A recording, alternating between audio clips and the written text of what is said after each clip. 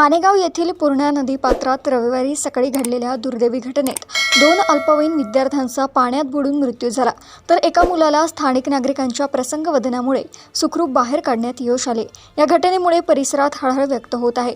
मिळालेल्या माहितीनुसार नांदुरा येथील वार्ड क्रमांक 1 मधील प्रतीक शिवलाल वानखेडे वय 13, श्रीकृष्ण बाळू भोपळे वय 14 आणि मिलिंद अजय वाकुडे वय 13 हे तिघेही 8वीचे विद्यार्थी रविवारी सकाळी धावण्याचा सराव करत पूर्णा नदीवर पोहोचले।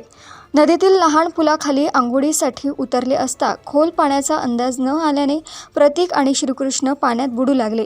मिलिंदने आरडाओरड करत दोघांना वाचवण्याचा प्रयत्न केला।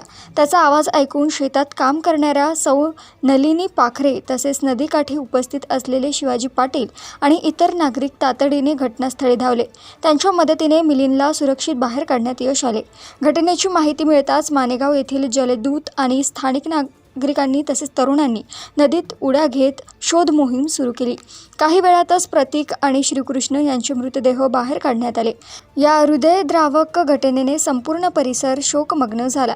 माहिती मिळताच जळगाव जामोद पोलीस ठाण्याचे अधिकारी घटनास्थळी दाखल झाले। पंचनामा करून दोन्ही मृतदेह शवविच्छेदनासाठी नांदुरा येथील रुग्णालयात पाठवण्यात आले असून पुढील तपास पोलीस करीत आहेत। देशोन्नतीसाठी संतोष फंड यांची रिपोर्ट।